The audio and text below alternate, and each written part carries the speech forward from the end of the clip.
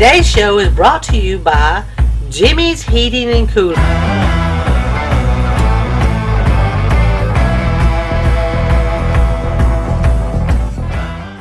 Hey guys, it's Josh with Good News with Josg Hughes. Thank you so much for tuning in today. Listen, I've got a great gospel group that's going to be coming on here in just a few moments to talk to us about their ministry, about other things that's going on in their ministry. So stay tuned.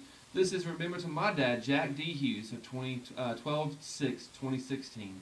We'll be back in just a moment. It had to be God, so I give Him the praise and the glory. It had to be God who heard every word that I prayed. I should have died in the fight at the end of my story. But it had to be God, 'cause I'm still standing today. Little David came to... Hey guys, it's Josh with Good News with Josg Hughes. Thank you so much for tuning in today. Hey, listen, we've got some new viewers that's tuning in today. We're glad you're with us. Thank you all so much for tuning in. Hey, listen, I've got a gospel group with me today that's came to join me in studio today. Eddie and Sherry Richards with the Richards. How y'all doing? Good to see you. Josh, doing good. How about Thanks yourself? for buddy? having us. Come on. No, not a problem. So tell me a little bit about yourselves. Well, we're originally from Virginia. I'm sorry. That's what everybody else says. I grew up in a little town called Radford.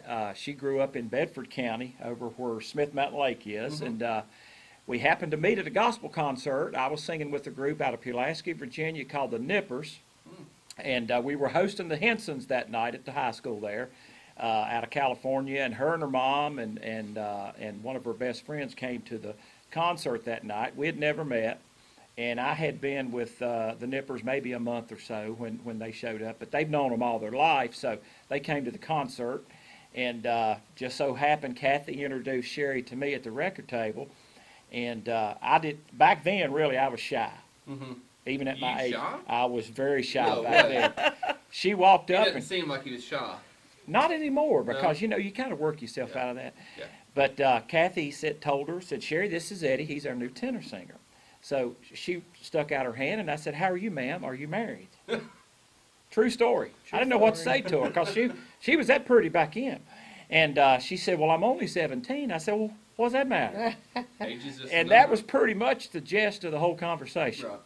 Well, this was in August or September, I think. No, that was in January. In January, that's right, Wow. it was. Well, we started dating in February. She graduated high school in June. We got married in August. And we've been married 35 years this past Wow. August.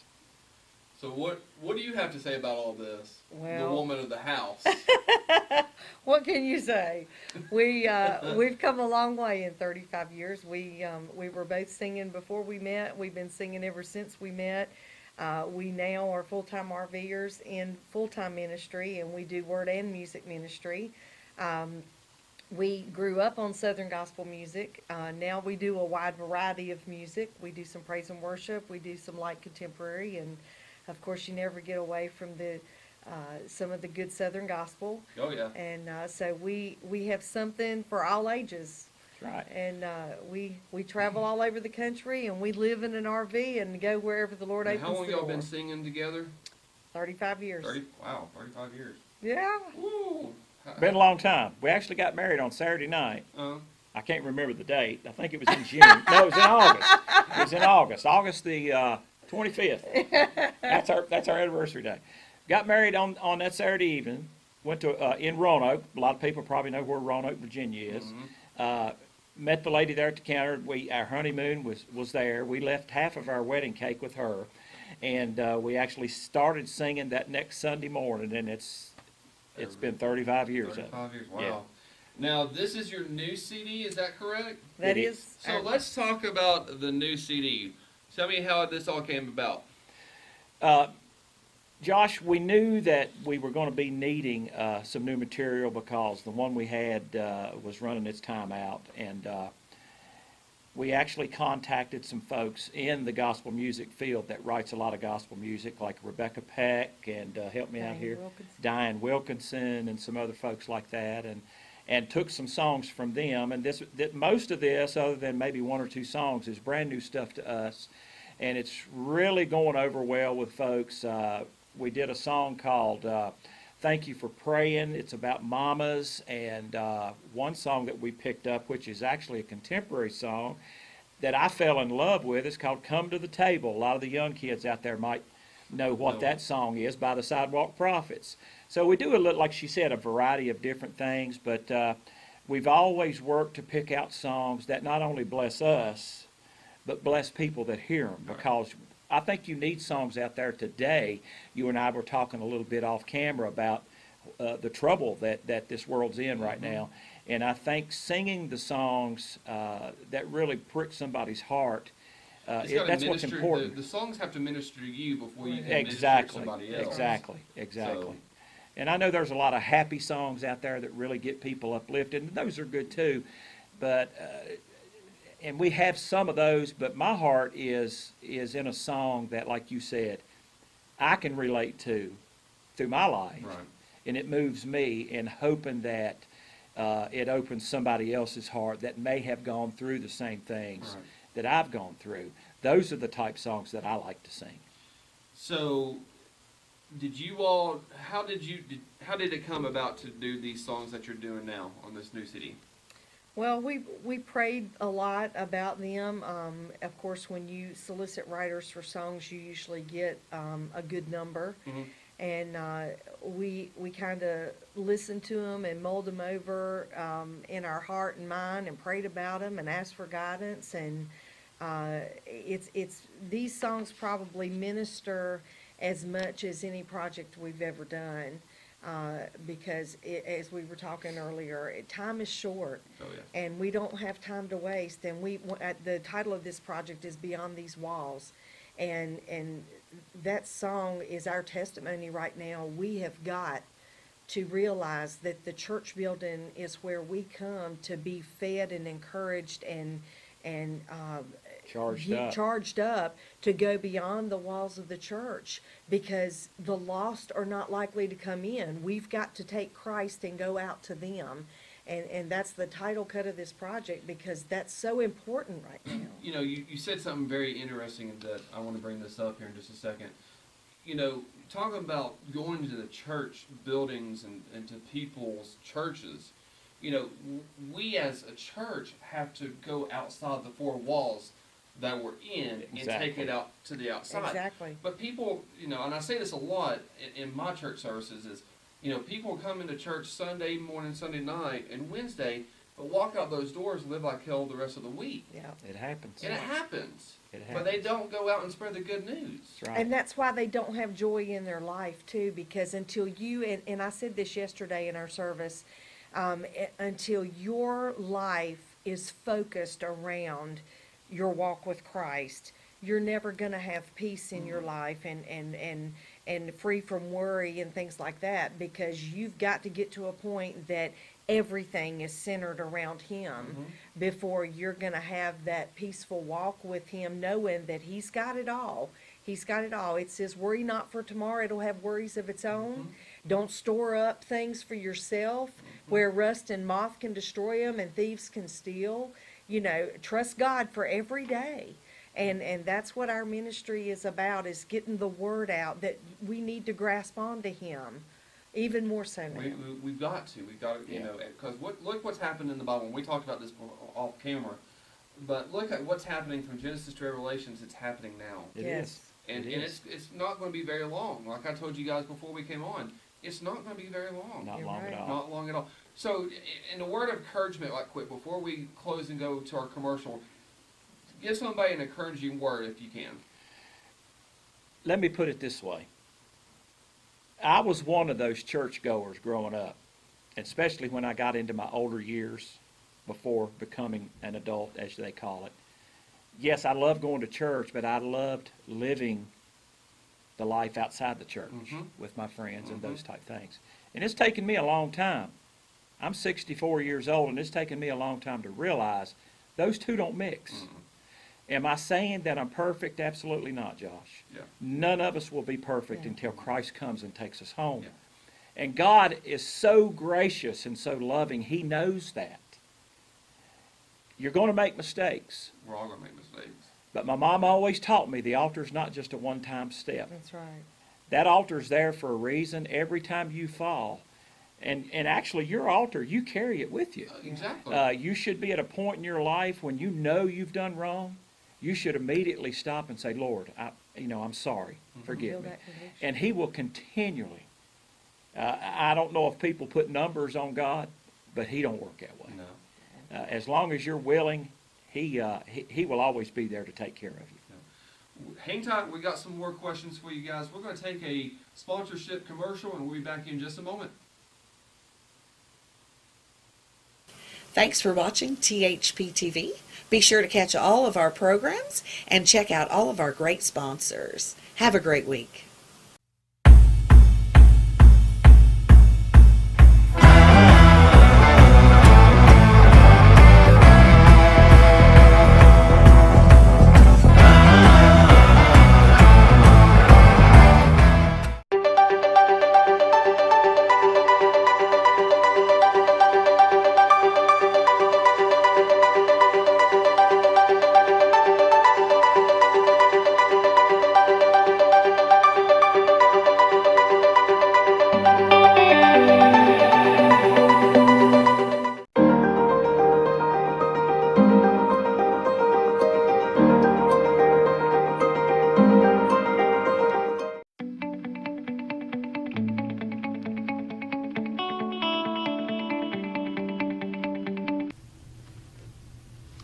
Hello, my name is Dorsey Lund. I am a minister and a author. The title of my book is The Biography of God. It will give you a greater, deeper relationship with God, because it is God who will be sharing His sorrows with you. He has great sorrows over you, and it has been according to His long suffering. Out of it comes forth this book and the revelation that God, in the unseen world as well as in this world, has suffered long for you and I. Contact Thundering Hoof Productions for the release date and for your copy. From the Richards Gospel Group, and we're back with them again. Thank you guys so much for coming back on. Thank Thanks you, for Josh. having us. Appreciate you having us. So, tell me about this song that we just played, Beyond These Walls. Well, that's been kind of our testimony this year, the importance of the church people and the Christians realizing that inside the walls of the church is our charging station, and where we're fed and charged back up to go back out into the world. We've got to take Christ in our heart outside the walls of the church to accomplish the Great Commission. Because that's all of our jobs. That's not just the pastor's job, and the unchurched, or the non-Christian is not likely to come inside the walls of the church. We've got to go out to them and minister to them, and that's just so important these days, to teach our children the importance of starting early in their walk with Christ. It can save them so much headache and heartache through their life, to just realize that they can pray anywhere. School, it doesn't matter. Nobody can stop you from praying. You don't have to pray out loud to pray. And He's there for every minute of your life. Right. If we just come to Him and rely on Him and learn, make Him the focus of your life, and learn to focus and rely on Him for everything that you need. All right, I want to put you both on the spot here. So, somebody tell me, I'll let you start because you're the lady. Give me your favorite Bible verse. Oh boy. I think it would have to be, to not worry about today. And I can't, I'm really bad about quoting the chapter and verse, but, that to not worry about tomorrow, that tomorrow have worries of its own. And not to, the verse that says, not to store up treasures for yourself where a rust and moth can destroy it, and thieves can come in, break in and steal. It says, I was just reading that, studying that this week, and because, you know, it's like the man who, instead of sharing all that he had, all the surplus that he had, he just built bigger barns so he could hoard it all for himself, and instead of blessing others with it. And God would not have us do that. And that's a hard way to learn to live. It's in our body to want to, our human nature to want to save up for a rainy day. And yeah, I think you need to use wisdom, but He wants us to have plenty so that we can share with those who don't. And then when they have plenty, they share with those who don't. And so I'd have to say that's probably become my favorite. What about you, Eddie? Well, I fall back on the one that even non-Christians probably Mm-hmm. would know, John 3:16. Yeah. To me, that's one of the most important verses in the Bible. For God gave his Son, and whoever believeth in me shall not perish but have everlasting life. And that's what The key word is whosoever. whosoever See, will. that's You're the exactly key word. right. That's the key word right there. That's is right. Whosoever. A lot of people don't realize that whosoever. That's right. You know, It's It's all of us. everybody. it's all of us. And, Yeah. and the thing about it is, I think some people mean well, and they want to, but the pressures that they're under today, Mm-hmm. it just seems to overwhelm some people. Yeah. That even though they know in their mind, I've got to make this right, they don't want to lose their friends. They don't want to take the persecution that comes along with it. They feel like they'll be alienated. They'll be all on their own. Hey, and you might. But what is your blessing going to be at the end? No man, nobody on the face of this earth can give you what God has prepared for you if you trust him and love him. So, what's a testimony that y'all have?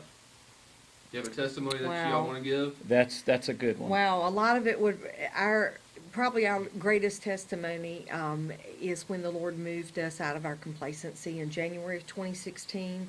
Eddie was working for a finance company he'd been with for 15 years, and he was our sole income, and we got less than 24 hours notice that we were losing our sole income. And in 4 days, the Lord provided both of us jobs as cast members at the Biblical Theater here in Pigeon Forge. And in 2 weeks, he sold our house within $2,000 of our asking price. He gave us a long-term spot in a campground where now there's a 2-year waiting list to get in. We had bought a camper 28 days before this happened, not knowing that this was going to happen. And that was what God used. In that year that we were at the theater, we met full-time RVers that taught us how to live on the road as full-time RVers. We've since traded that and gotten a motorhome, and we travel the country full-time as full-time RVers in full-time ministry. And we look back and realize all the things that God put in place. And, well, in the 4 days that he gave us the job, and 3 days later we started work, we had a place to live, you know, and that was the stepping stone he used to put us back on the road in full-time ministry and move us out of our complacency that we'd been in all of our life in our hometown in Virginia. And so But one of the main points that you missed is, She didn't miss anything. well, she did. probably, Crazy me, you know, I grew up in church. Yeah.